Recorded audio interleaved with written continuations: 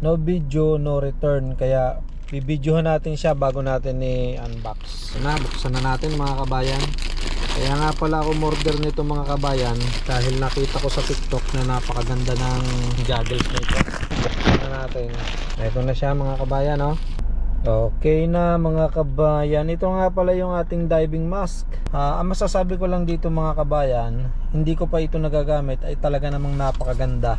Yung mount niya ay may kasama pang extra tornilyo para dito yan mga kabayan, no? At napansin ko sa pagka plastic ng camera, yung mount ay napakakapal na. Garantisadong matibay na to mga kabayan, hindi gaya ng nauna kong diving mask na sisira yung ganito niya. Ito sa tingin ko makapal, matagal masira to.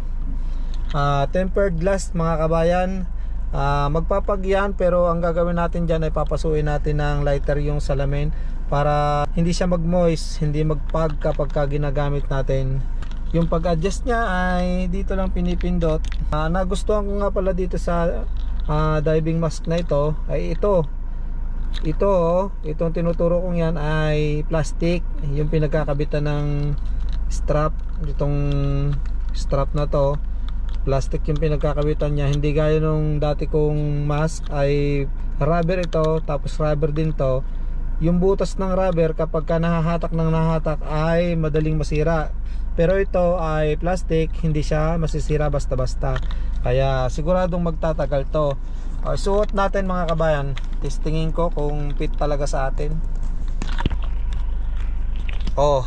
Okay na mga kabayan. Pakiramdam ko ay talagang hindi papasukin ng tubig, gawa lang, tingnan nyo naman, oh, yung niya sa aking mukha, pit na pit, talagang hakab na hakab, kumbaga hindi papasukin ng tubig. Ganda, flat na flat yung pinagkano, talagang hindi papasukin talaga ng tubig. Maganda to.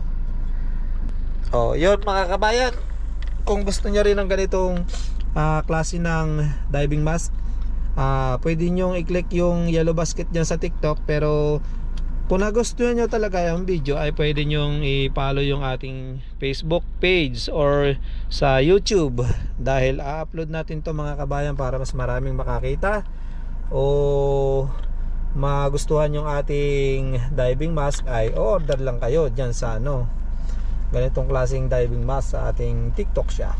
Yun lang mga kabayan, at God bless sa inyong lahat.